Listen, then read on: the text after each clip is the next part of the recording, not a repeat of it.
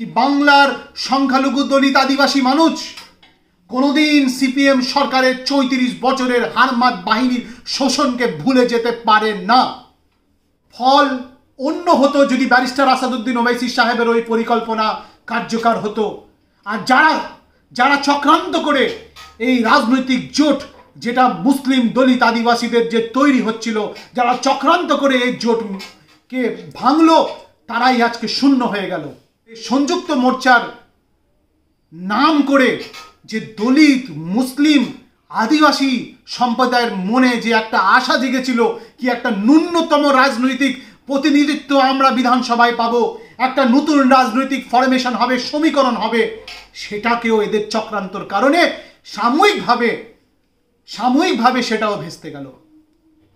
কি আর আমরা পিছু হাঁটছি না, চক্রান্ত হয়েছে বলে এমআইএম এর রাজনীতি কিছুটা সাময়িকভাবে ধাক্কা লেগেছে, তার মানে এটা নাকি এমআইএম রাজনীতির ময়দান ছেড়ে চলে যাবে, বাংলার জমিন এমআইএম ছাড়বে না, এটা ব্যারিস্টার সাহেব বার্তা দিয়েছিলেন, 1 ইঞ্চি জমিও ছাড়বে না। মজলিসে ইত্তেহাদুল মুসলিমিন যাদেরকে অন্ধকারে রেখে সংযুক্ত মোর্চা করা হলো, ব্যারিস্টার আসাদুদ্দিন ওবাইসি সাহেবকে বারবার বলা হতো কি যে কোনো ফ্রন্ট হবে, সেখানে এমআইএমকে বাদ দিয়ে কোনো ফ্রন্ট হবে না। কিন্তু দুঃখের বিষয় কি মজলিসে ইত্তেহাদুল মুসলিমিনকে অন্ধকারে রেখে ঠিক নির্বাচনের মুখে এসে ব্যারিস্টার সাহেবকে বলা হচ্ছে কি এমআইএম সিপিএম কংগ্রেসদের জন্য অছুত বলে তার এমআইএমকে বাদ দিয়ে সংযুক্ত মোর্চা হবে, এমআইএম এর কোনো রাজনৈতিক ভূমিকা থাকবে না। সেই দিন ব্যারিস্টার আসাদুদ্দিন ওবাইসি সাহেব আমাকে হায়দ্রাবাদে ডেকে উনি বললেন, সাবির ওয়াদা করো রাজনৈতিক সংগ্রামে যে বিসমিল্লাহ বলেছো সেটার থেকে আর তুমি পিছনে হাঁটবে না, মজলিসে ইত্তেহাদুল মুসলিমিন আর পিছনে হাঁটবে না, সেটা আমি ব্যারিস্টার আসাদুদ্দিন ওবাইসি বাংলার মানুষকে গিয়ে আমি ওয়াদা করে আসব। রাজনৈতিক সংগ্রাম আমাদের আরম্ভ হয়েছে, এই সংগ্রামের পথে আমরা হেঁটে দলিত মুসলিম আদিবাসী সমাজের দাবি আদায় করেই ছাড়ব, এই কথা আমাকে ব্যারিস্টার সাহেব বলেছিলেন হায়দ্রাবাদে। আসসালামু আলাইকুম, আমি সাবির গফার সর্বভারতীয় মজলিসে ইত্তেহাদুল মুসলিমিনের পক্ষ থেকে আজকে আপনাদের সামনে।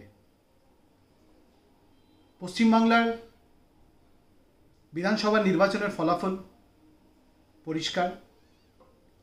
তৃণমূল কংগ্রেস আবার সংখ্যাগরিষ্ঠতা নিয়ে সরকার গঠন করার পথে। ভারতীয় জনতা পার্টিকে আমরা প্রধান বিরোধী শক্তি হিসাবে বিধানসভায় দেখব। সংযুক্ত মোর্চায় বাম এবং কংগ্রেস দুজনেই শূন্য। 3 জানুয়ারি 2021 ব্যারিস্টার আসাদুদ্দিন ওবাইসি সাহেব উনি বাংলায় ফুরফুরা শরীফে এসেছিলেন। বাংলাতে ওনার আসার উদ্দেশ্য ওখান থেকে বসে ফুরফুরা দরবারে বসে নিজের দলের আনুষ্ঠানিক ঘোষণা করা এবং একটা ফ্রন্টের বার্তা দেওয়া ওনার উদ্দেশ্যটা ছিল, ওনার একটা পরিকল্পনা ছিল কি বাংলায় সংখ্যালঘু দলিত আদিবাসী সমাজ রাজনৈতিক ক্ষমতায়নের একটা পথ পাবে। বাংলায় সংখ্যালঘু মুসলিম দলিত আদিবাসী সমাজ ন্যূনতম বিধানসভার মধ্যে নিজস্ব একটা প্রতিনিধিত্ব পাবে। তার সাথে সাথে ওনার উদ্দেশ্যটা ছিল কি যে সাম্প্রদায়িক শক্তি সেটাকে পরাস্ত করা। এই উদ্দেশ্য নিয়ে উনি বাংলায় এসেছিলেন।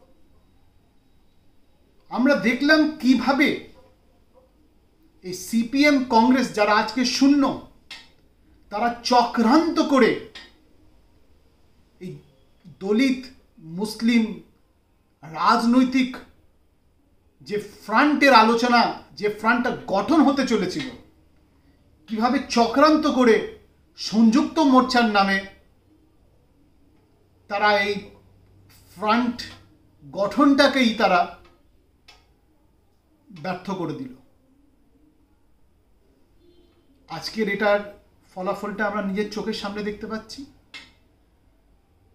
আজকে রাজ্যে আবার তৃণমূল কংগ্রেস শাসক হিসাবে বিরোধী দল কারা? ওই সাম্প্রদায়িক বিজেপি শক্তি। CPM Congress zero. ওই সময় আমরা বলেছিলাম কি এই সিপিএম কংগ্রেস হলো বাংলার মধ্যে দুটো মৃতদেহ, এই দুটো মৃতদেহর মধ্যে প্রাণ ফুকে কারুর কোনো লাভ হবে না। বিশেষ করে যারা পিছিয়ে পড়া সম্প্রদায়ের মানুষ, তাদের তো কোনোদিন কোনো লাভ হবে না। কেন ৩৪ বছর ক্ষমতায় থেকে যে দল, যে সরকার বাংলার সংখ্যালঘু, বাংলার দলিত, বাংলার আদিবাসীদের উপরে শুধু শোষণ করে এসছে, তারা আজকে দাঁড়িয়ে কি এই বাংলার মানুষের অধিকারগুলো আদায় করার সংগ্রামের কথা বলছে? কোন মুখে বলছে?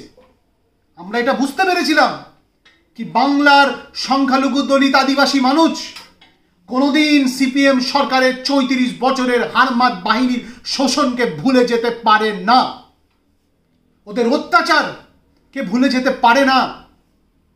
জোর করে জমি অধিগ্রহণ করা, রিজওয়ানুর রহমানের কতল, তাপসী মল্লিকের হত্যা, বাংলার মানুষ এসব ভুলে যাবে না।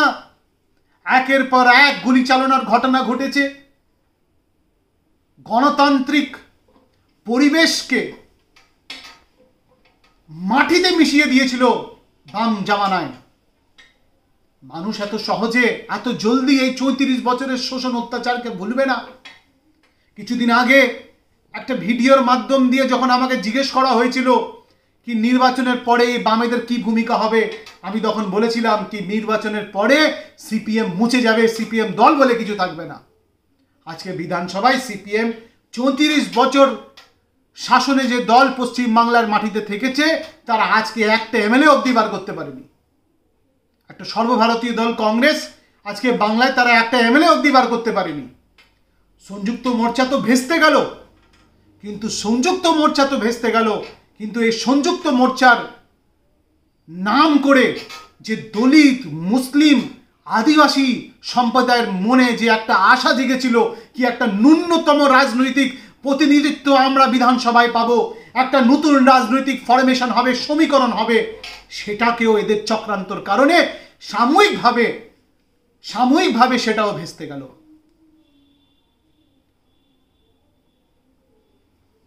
আমরা ভেবেছিলাম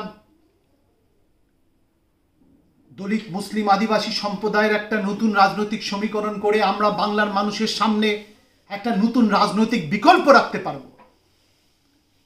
সেটাকেও এই বাম এবং কংগ্রেস চক্রান্ত করতে দিল না আমাদেরকে। আজকে তারা শূন্য, তারা তো আগের থেকেই মৃতদেহ ছিল, কিন্তু শূন্য হয়ে গেল এই পিছিয়ে পড়া জাতির আশা।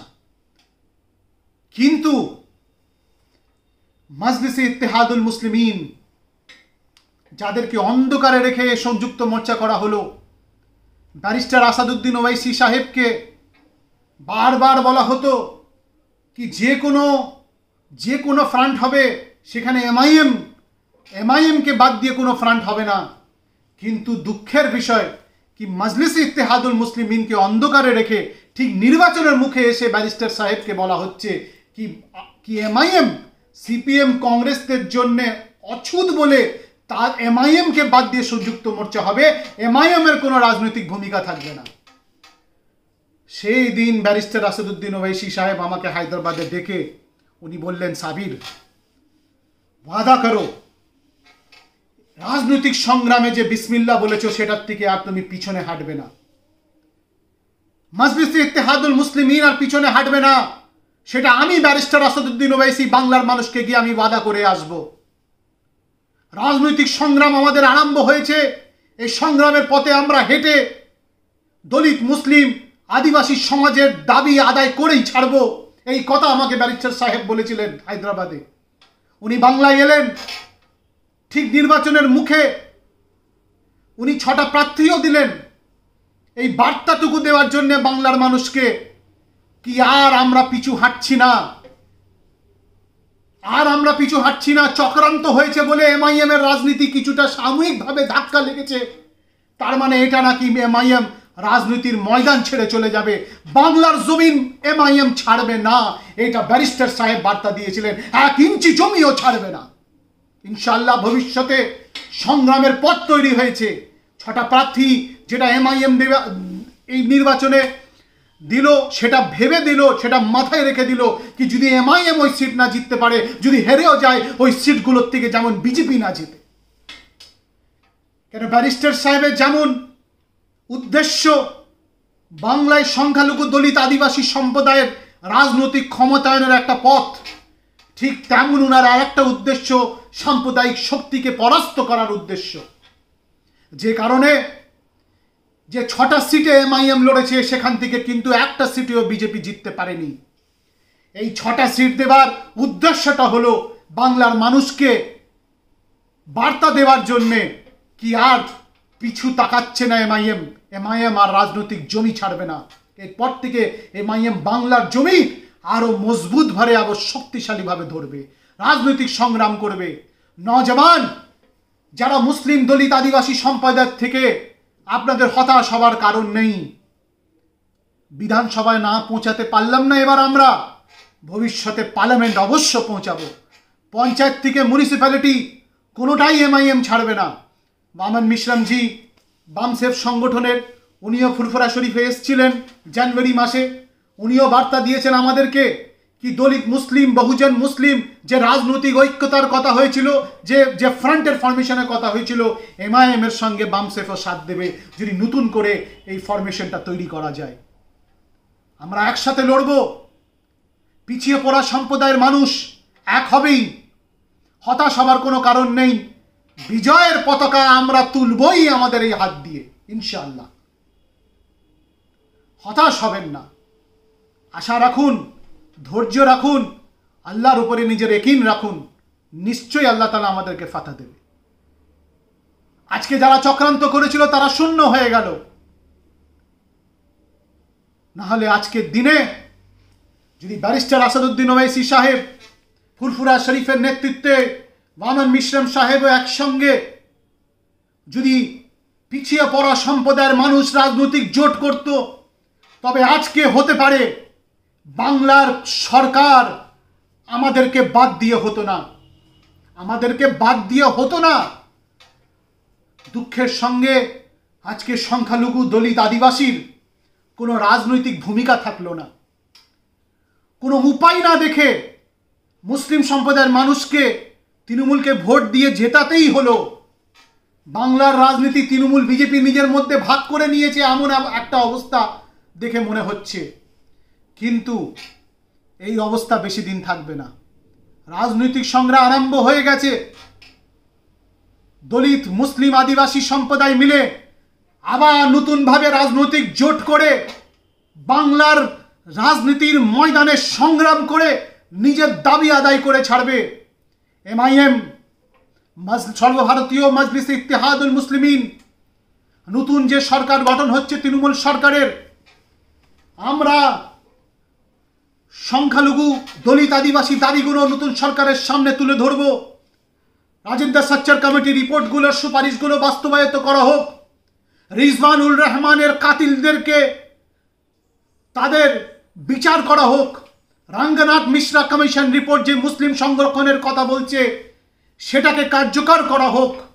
আলিয়া বিশ্ববিদ্যালয়কে সংখ্যালঘু স্ট্যাটাস প্রদান করা হোক। আর যে প্রতিশ্রুতি সংখ্যালঘু মুসলিম সম্প্রদায় দলিত আদিবাসী সম্প্রদায়ের মানুষকে দেওয়া হয়েছিল সেগুলো কার্যকর করা হোক। কেন এই তৃণমূল কংগ্রেস যদি ক্ষমতায় ফেরত আসতে পেরেছে, শুধু এই কারণেই আসতে পেরেছে কি বাংলার মুসলিম দলিত আদিবাসী মানুষ মিলে একখাট্টা হয়ে তৃণমূলকে ভোট দিয়েছে। এটা ভুলে গেলে হবে না। রাজনৈতিক সংগ্রাম শুধু আরম্ভ হয়েছে, ফল অন্য হতো যদি ব্যারিস্টার আসাদুদ্দিন ওয়াইসি সাহেবের ওই পরিকল্পনা কার্যকর হতো। আর যারা চক্রান্ত করে এই রাজনৈতিক জোট যেটা মুসলিম দলিত আদিবাসীদের যে তৈরি হচ্ছিল, যারা চক্রান্ত করে এই জোটকে ভাঙলো, তারাই আজকে শূন্য হয়ে গেল। তৃতীয় শক্তি আজকে শূন্য। একটা জায়গা তৈরি হয়েছে একটা নতুন রাজনৈতিক শক্তির বাংলার ময়দানে, সেই জায়গাটাকে এমআইএম ফিল আপ করবেই। আমরা একটা নতুন রাজনৈতিক শক্তি হিসাবে বাংলার মাটিতে উঠে আসব। মুর্শিদাবাদ থেকে বিজেপি 3টে সিট পেয়েছে, মালদার থেকে বিজেপি 5টা কি 6টা সিট পেয়েছে। সংখ্যালঘু উদ্দেশিত এলাকায় বিজেপি ঢুকে যাচ্ছে। কিছুদিনের মধ্যে মিউনিসিপ্যালিটি নির্বাচন, পঞ্চায়েত নির্বাচন। সব কিছুতে আমরা আমাদের চোখ রাখব, সাম্প্রদায়িক শক্তিকে পরাস্ত করব, সংখ্যালঘু দলিত আদিবাসীর রাজনৈতিক ক্ষমতায়নের পথে হাঁটব, নওজওয়ানদের দাবিগুলো আমরা আদায় করবই। এটা বলে আজকের জন্য আপনাদের থেকে বিদায় নিলাম। আমি সাবির এস গাফফার আপনাদেরকে ধন্যবাদ জানাচ্ছি, বাংলার মানুষকে সালাম জানাচ্ছি, আপনাদের রায়কে সালাম জানাচ্ছি। আদাব, সালাম আলাইকুম। ভবিষ্যতে আসছে দিনের রাজনৈতিক সংগ্রামী অভিনন্দন আপনাদেরকে জানিয়ে খুদা হাফিজ।